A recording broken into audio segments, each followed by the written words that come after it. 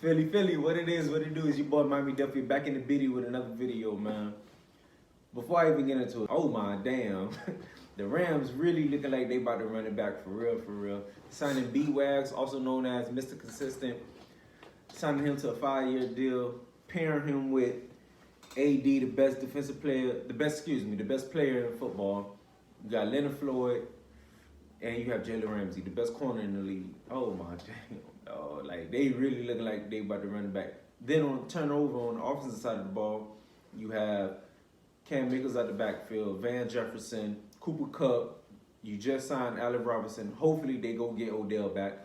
I would like to see him within the offense. And then on top of that, you have Sean McVay, one of the most impeccable football minds we've ever seen when it comes to the offensive side of the ball, putting together route concepts and this, that, and the third. And I can't wait to see how you put it, all that mesh together. But now we about to get into business now. The draft is a little bit less than a month away, and now we got to start figuring out who we're gonna draft. I know we've been doing our due diligence this whole process, but now it's time to crack down who we're going to draft, who we have our eyes on. We have 3 first-round picks. But within those 10 picks that we have, 5 of them coming within the first 83 picks. We gotta do something. We have to make some noise. We gotta go get some dogs. We damn well better go get some dogs. Howie, you can't piss this over. You can't mess this around, dog. You cannot. And I'm gonna hold you accountable. Us as Eagle fans, we're gonna hold you accountable because of the lack of splashes we made in free agency, and us doing what we can do with the little that we do have and everything. Still questionable about that whole Derek Barnett, but that's neither here nor there. I already did that video. But this right here with these 10 picks can help us in the long run. Man, with our first 3-round picks, who we should get, I already know Sauce Gardner gonna be gone. I already know Derek Stingley gonna be gone. So that just took away my dreams. But hey, the saying is shoot for the stars, hoping to land on the moon. So, but I knew we wasn't gonna go get them guys. They was on my radar, but it is what it is. But with our 15th pick, I would like us to go get either Trent McDuffie from Washington or Andrew Booth from Clemson. I'm leaning more towards Andrew Booth just because of his size and what he brings to the table. When I turn on his film, man, I see a guy he's tough, defeat blocks, definitely his athleticism. He's very athletic out there on the corner, out there on that island. Pairing him with Slay would definitely be a great thing. He covered ground in a quickness. So meaning if there's a bubble screen or a running back swing out, and we like to play cover 2 shell and getting a scheme, that would definitely help in his benefit. If there's no check down, if there's no routes, if all routes are covered and then the running back is open for the check down play, he's able to cover ground and make the open field tackle.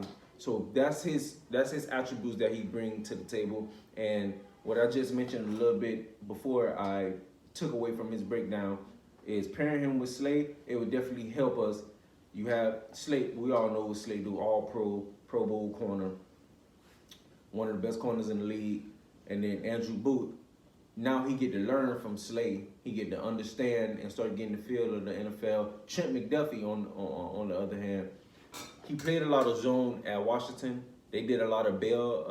They used a lot of bail technique in their corner. So that he's definitely someone that can definitely play in our scheme, because of we play a lot of zone, a lot of soft zone, and a lot of cover 2 and everything. So he'll definitely be an asset in that. His attributes that he brings to the table is that he plays zone very well. He's quick.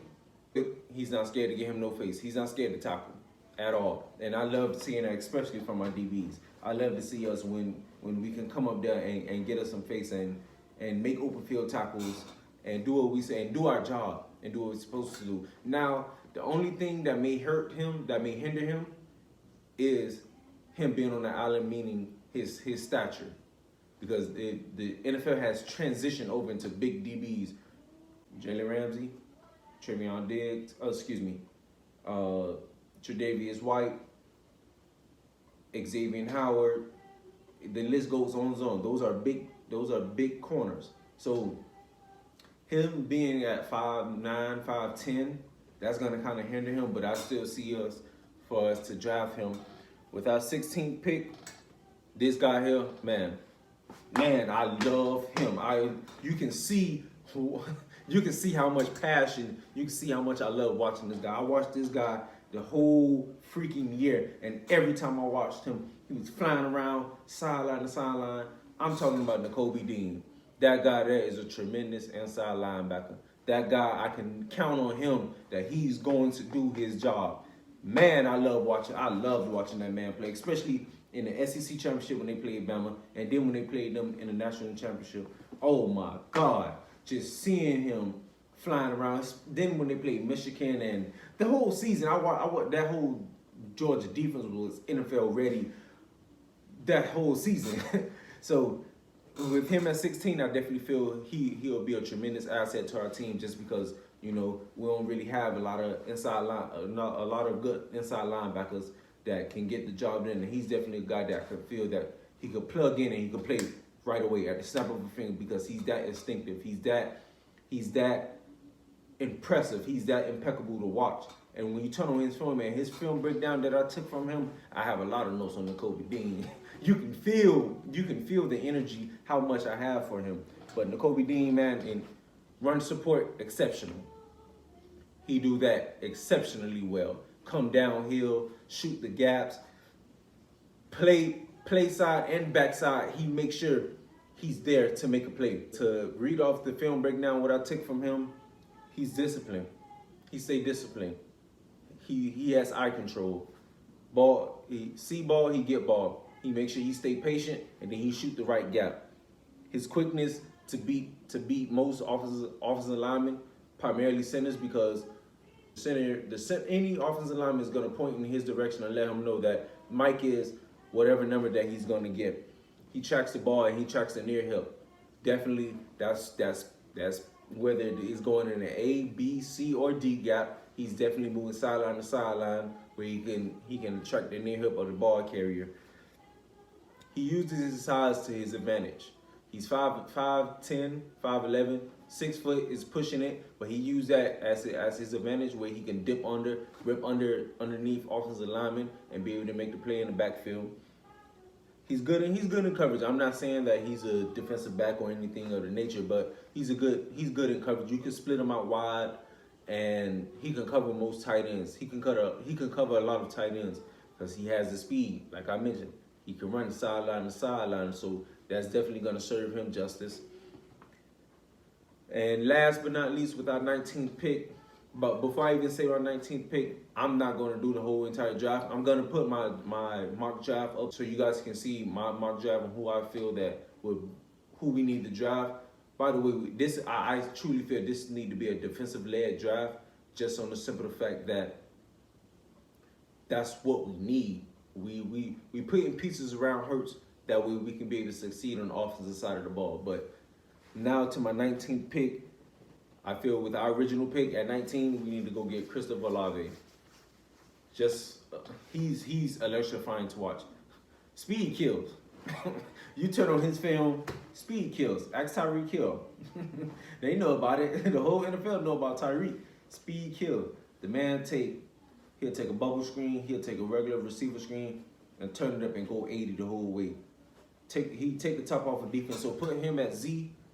When we go spread formation, you know, Devontae gonna be at X. Put Chris Olave at Z, Pascal in the slot, and then you have Watkins, you have Quez, other slot receiver. Oh, you got two receivers that take the top off the defense, and then you have two other receivers you got one at X and you got one in the slot underneath routes. Now you get in mix matches all across the field. So when I turn on the film and I watch Chris Olave, of course his speed, he has good hands, he can go up there and make tough catches, you know, in between defenders and everything. So he definitely, that's his attribute Now, one of his weakness that I really kind of don't like is he don't want to get him no face. He like to stay pretty. He like to look good. And this is the NFL. Hopefully, by him transitioning to the next level, hopefully that's one part of his game that he can definitely improve on, and we can help him get better in that aspect, because you have to be able to block now, and now that you're in the league. I feel, we take some time with him. He can learn some tips from Zach Pascal. If we do draft Olave, he can learn some tips from Pascal on blocking and getting underneath the defender pass and getting low, putting his face into his chest and driving him back, etc., etc. But these are my picks that I feel we definitely should go get, and who I feel would definitely bring a tremendous asset to our team. We need dogs. We need dogs. I cannot express that enough. We need dogs. Howie, you cannot mess this up, man. We 3 first rounders. This would be a tremendous. These players that I mentioned would be a tremendous asset to our team and would definitely do their part in making our team better in every possible way, especially on the defensive side of the ball. But like I mentioned before, I'm gonna drop my mock draft on the video so you guys can see who I feel we should get in that whole draft. Drop yours. Let me know who we should go get in the draft rounds 1 through 7, man. This your boy Miami Devil.